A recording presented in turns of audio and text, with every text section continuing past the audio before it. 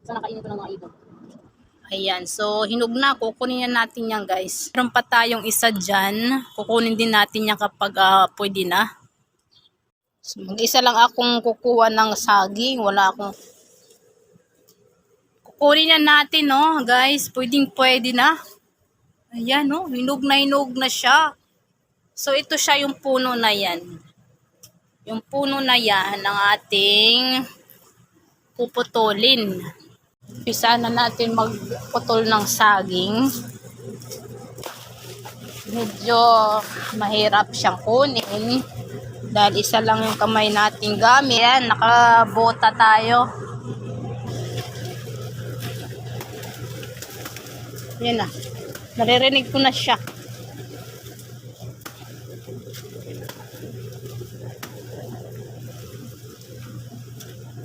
Ayan na yung ating saging, oh. Parang maliliit.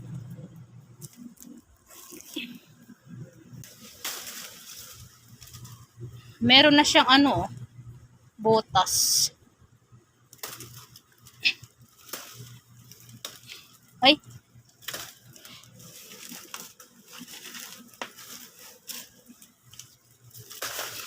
Yan. So, nakuha na natin. Nasira yung ano, oh. Grabe kasi hinug na. Nadulas pa ako.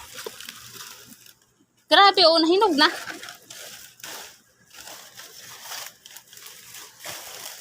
Hindi ko kasi siya nakita eh.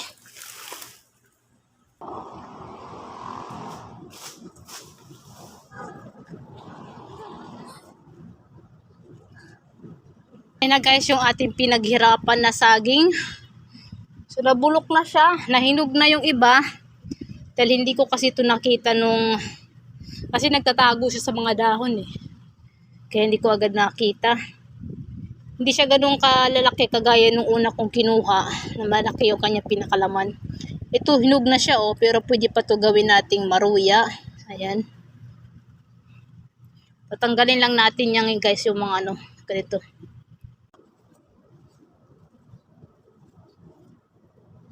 Lilit pa ang iba, oh, sayang. Hindi siya lumaki.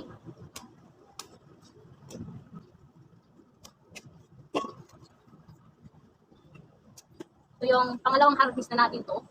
So mas maganda yung una kasi malaki yung laman. Ito medyo maliliit.